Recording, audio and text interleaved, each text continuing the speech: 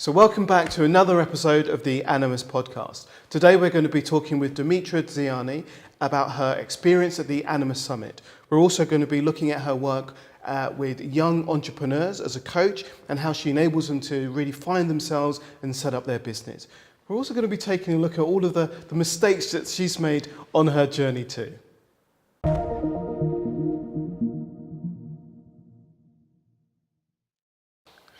Hi Dimitra, it's great to have you here. I think the last time I saw you was at the Animus Summit. Yes. And you were on stage talking about social impact. So how did you find the summit day? I think it was brilliant. It was a day full of inspiration and full of information and full of meeting amazing people that, I just feel very blessed to be part of this community, and I feel very lucky to have found you guys. We're lucky to have you as part of the community. I think there were about 150 members of the Animus community there that day, or Yes. maybe more actually. Yeah. It was a full room. And so what was your sort of key takeaways from that day? Oh my goodness, too many, things I learned on that day. First of all, I learned that there's so many brilliant coaches out there, Animas coaches, but they all do completely different work from each other, and they all bring their own, background, skills, and vulnerability at the same time to what they do, and they're honest, and they're very happy to share information. And for me, that is just a great blessing to have, just to be able to meet all these people who are happy to help you and happy to contribute in what you do. Lovely. And you were there talking about social impact and the work that you do with young entrepreneurs. So why don't you give me a little bit of a sense of what that is? Mm-hmm. So I'm working with young entrepreneurs who are from 16 to 30 years old, and they come from all walks of life. They're all based here in London. They have different backgrounds, different life stories, and all of them, they want to change the situation they are at the moment, and create something good for themselves and create a business ultimately. So my work with them is mainly to work around their confidence skills, their leadership skills, their entrepreneurial skills, and also to give them business information, because I used to be an accountant before. Okay. And so we set the foundation so that they can go out there and create a business. So when you talk about entrepreneurial skills, how might you describe an entrepreneurial skill? Mm-hmm. So first of all, it comes from knowing yourself, knowing what is it that you want to do, what is the vision that you have. So in order to be an entrepreneur that is going to stay there and be able to handle all the challenges, you need to know where you're heading. So your vision, your purpose needs to be somehow clear. And then being aware that you might lack confidence, you might lack certain skills like communication skills, presentation skills, even motivation to do the work. It's a great thing. So we work around those kind of skills. And is that a program with a group, or do you work one-to-one? How does that sort of show up? So I work mainly one-to-one with them, but there are also plenty of workshops that we run, and I run along with the other coaches, as well as group coaching programs, and very intense business programs as well that they can join. So I'm sort of wondering, how did your sort of Animus experience help you to become sort of that entrepreneurial coach? Plenty. So when I joined Animas, I want to create a business for myself. And at the same time, I knew that I want to become a coach. And during that period that I was still a student, I was thinking, how can I combine those two? I used to be an accountant. How can I combine all this business background I have with the coaching that I'm learning right now, the coaching skills? So I just, somehow set that vision very clear for me. I said, I'm going to work with entrepreneurs, and that's it. And this is what I went for. And within literally a month after I've said that, I started working with this business incubator in South London, and I'm working with them since then. Oh wow! So that's been quite a long period of time for you. Yes, it's been Brilliant. 2 years. More or less Brilliant. now. And you said part of what you wanted to do was to set up your own business. So what's your business? So my business was to still do the work that I do with this business incubator, but through my own company.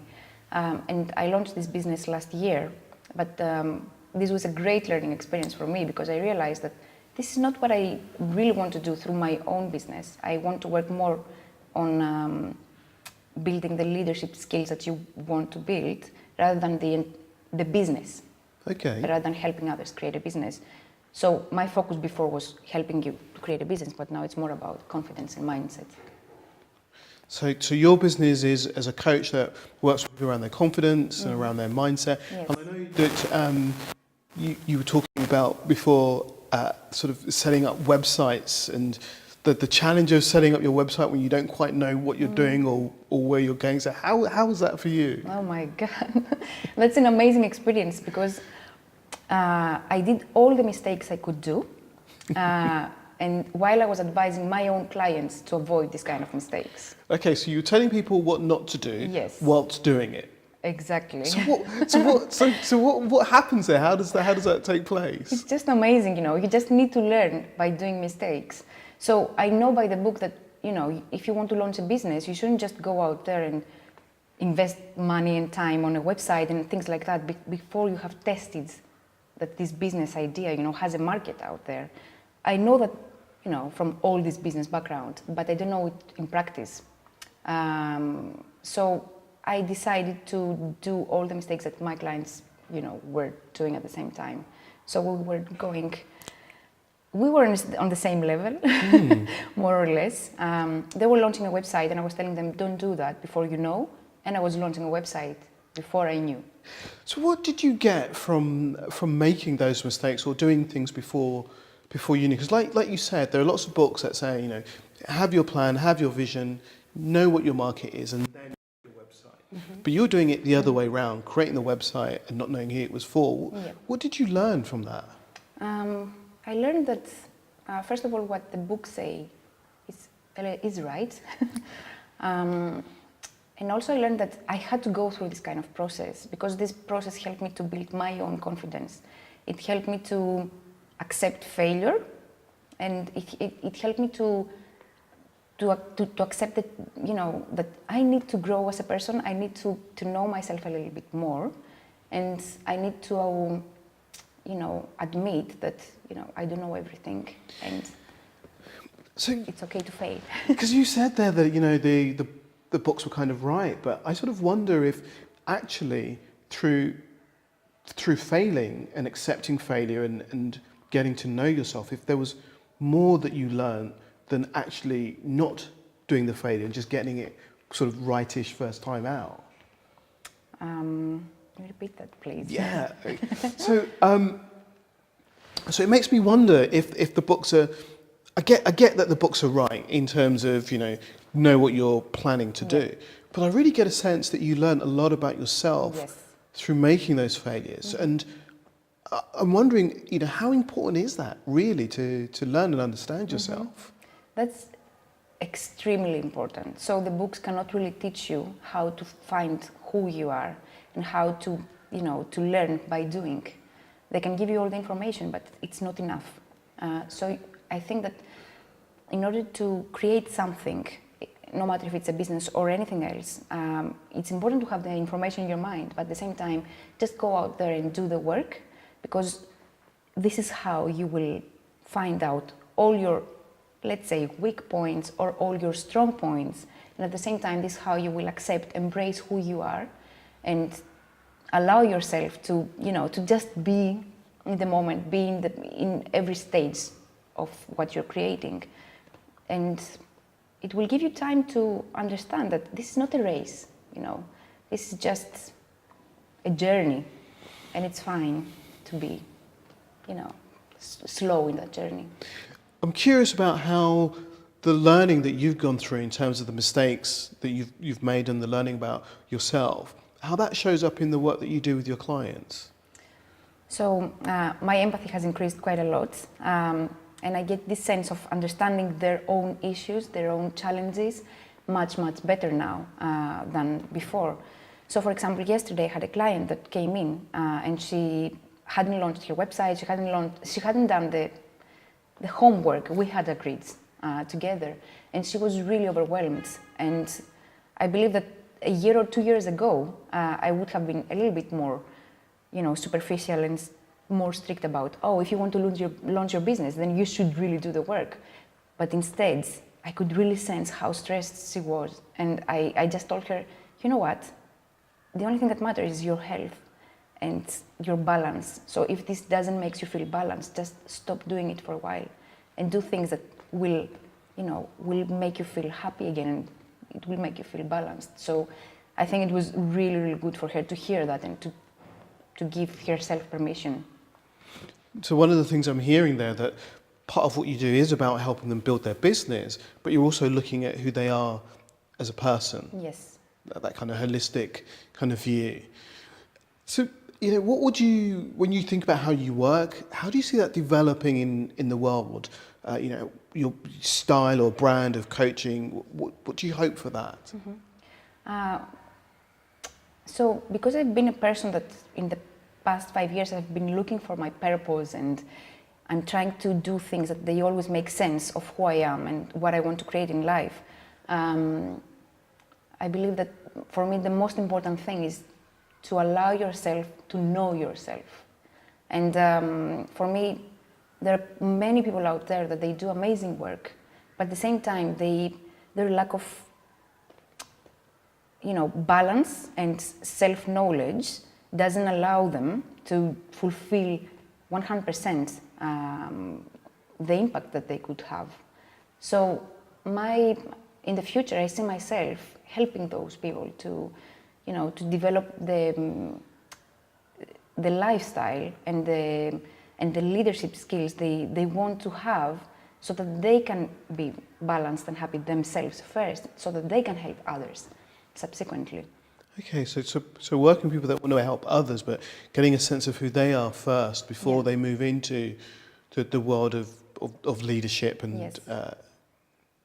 Business with other people. So I kind of wonder, where do you find those people? Or how do you talk to those people? Because I get that you've gone through the journey, and people that are in the business incubator are part of that kind of wanting to create business, and you can support them and explore them with them to work on themselves. But in terms of your own business, how do you access those people or get them to find you? These people are everywhere. I think the most important thing for me is just to go out there and speak about what I do. And people come to me either through word of mouth mainly, or through, things that they see I put out there. On LinkedIn, for example, sometimes I publish blogs, or my social media are there and people contact me. But the most important thing is that just knowing what the needs are for people, but at the same time knowing what they want, because people usually want something else than what they need. And it's just knowing how to approach people and let them know that, this is what you want and this is how I can help you, but in reality giving them what they really need. Okay, so it's almost like you have an understanding of what they need will also help them get what they want. Mm-hmm. Nice. I like that sort of that balanced way of thinking. And you spoke about getting out there and talking to people. And I'm aware that one of the things that you do is the whole retreats. So tell us a little bit about your retreats. So I launched my first retreat just a few months ago, and so this was an amazing learning experience for me, because I rushed into launching a retreat without having really set the foundations of, what does it mean to launch a retreat? Because it's a lot of hard work, and even if you think about the logistics, it takes a couple of months to figure out how you're going to run a retreat, especially if you do it in another country. And then it takes a lot of time to market this retreat, and the most important thing is to have built already an audience, so that people will be happy to buy this retreat from you. So this experience from this really small retreat I ran back in my country, it just, it made me understand that it's not important to just launch a retreat with a plan that you have in mind, but to be out there and ask your potential clients before you even launch, what is this that you really need? How can I help you? Because I had, so many features in this retreat that people didn't really need. So moving forward, of course I want to run retreats. And I've learned so much through this experience, and I'm just grateful I did all the mistakes I could. So there's something really lovely that I'm hearing here from you, is this notion of you kind of going out there and making the mistakes in order to understand what it is that you want to do. Yes. So what mistakes do you have lined up next? I love this question. There's so many things lined up next. So right now I'm rebranding and relaunching. So I'm taking time to think, what is this that, my coaching practice is about? Because I'm doing so many different things at the same time. And I like so many different things at the same time that this is confusing. And, it makes me feel that everything should be in the same business. But this is not, what the clients want, really. So right now, I'm just taking time to reflect and really understand who are the people that I really like 100% to work with, and what is the change I want to create, what is the impact I want to have. And I'm just taking my time, and I don't know if this is a mistake. We will find out. Lovely. So you're doing the rebranding, and I think there's something really important there for coaches or any kind of sort of business person. This notion of everything doesn't have to happen in the same business. I know a lot of coaches get caught up in trying to work out how can they do everything in their coaching business, but actually you can have multiple businesses that speak to the different audiences that you work with. Yeah. So you got the branding going on. What other mistakes have you got, or adventures have you got lined up? There are quite a few things that I want to do differently. So first of all, I love working with entrepreneurs, but now I know that this is not the only thing I want to do, because I come from a corporate background, and I have all this amazing experience of, like 7-8 years of work where I learned so much about myself and how people collaborate and how, you can lead others in a way that it doesn't intimidate them or it doesn't insult them. So I learned that this is something this is a wealth of experience I have that I can really, really use for good. And I'm planning to really expand and start working with organizations and just go there and name all the things I couldn't name when I was an employee. Okay, so going back into that environment to name the things that you couldn't name. Mm-hmm. So what was your experience of being in those environments before you sort of went on your coaching learning journey?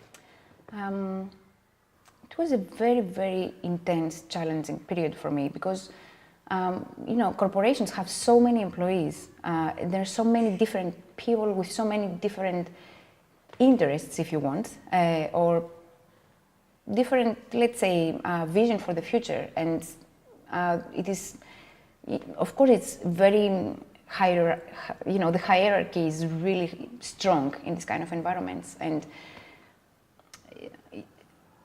I don't say that it's not good to follow rules. It's amazing to follow rules, but as long as these rules are not, really outdated or they don't intimidate people. I use this word for a second time, but this is what was going on mainly. Mm-hmm. And for example, I remember my first day in a working environment where I just talked to my manager and said, "Hello, I'm Dimitra, and just let me know what your working style and how you want to work." And then she started, just telling me that you should never come to me again and face me, look at me and tell me that, how you should work and stuff like that. You should know already. And this kind of, experiences made me understand that, there are people out there that they are managers, they're leaders, but in reality, they have their own insecurity, they have their own internal things going on that they cannot really name, they cannot address, because this environment is so strict that you always have to show that you're perfect. So they take this kind of intensity that they feel, onto their employees. So it's amazing to hear how you're sort of going back into the world that you came from. So I suppose, what was that moment when you were in that world that made you think about becoming a coach? So this moment didn't happen when I was in that world. So I quit that world because of certain situations at work that were really, really not good for my health anymore. And I spent a year exploring what it is that I want to do in life. And during that time, I just couldn't find what this was, It was just so difficult for me. So then I had to get another job because, I had run out of money. And this is how I moved to London, actually. And I became an associate of this leadership program that helped corporate professionals to move into the social enterprise world. And that moment, during that program, they provided us with coaching. Okay. And this is how I found out about coaching. And I was like, my coach is an amazing person, She's doing an amazing job. And actually, she told me, I think you should become a coach. But I couldn't believe that, at the time. And then, following the end of this program, I realized that this is who I am. I'm a person that naturally likes to listen to others and naturally likes to share experiences that might be useful. So this is how I started, researching. I went to some other schools. I couldn't connect. And then I remember that discovery day with Nick at Animas. And I just liked so much his approach and the style. It was so real, honest, authentic, and so human. I felt like there's nothing salesy here, So I just felt like I'm going to sign up to this school straight away, and this is what I did. Brilliant. So you had a coach that kind of inspired you about becoming a coach. You did your research and found Animus, found Nick Bolton on the Introduction to Coaching Day that gave you a sense of that sort of real humanistic way of working. Signed up. And what was your experience? So you signed up, you began learning about being a coach. What was that like, Animus? Oh my goodness. First of all, I loved each training I had with you, Robert.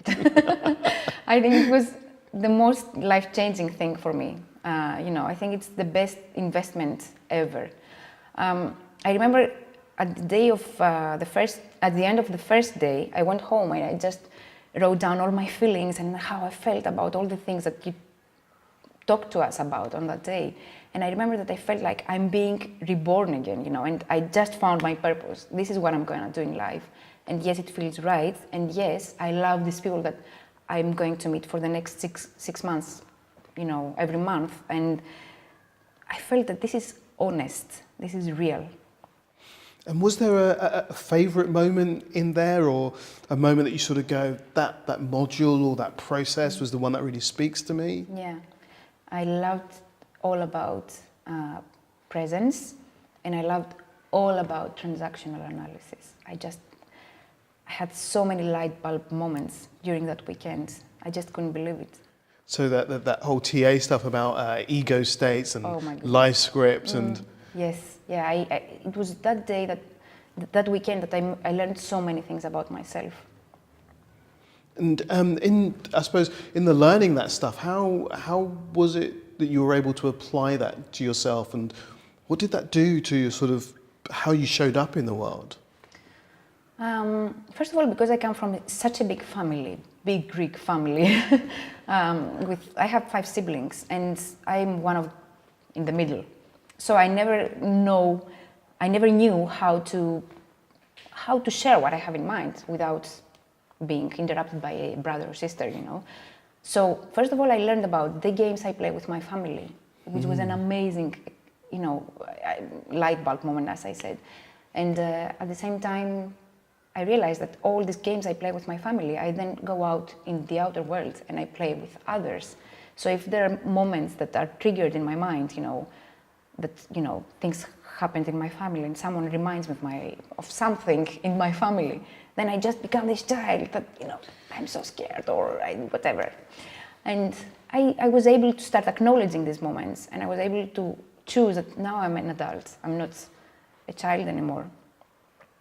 Lovely, lovely, and I think the Presence Weekend really helps with that as well. In that choosing, and that self-reflection of what's happening and what's showing up for you in the world.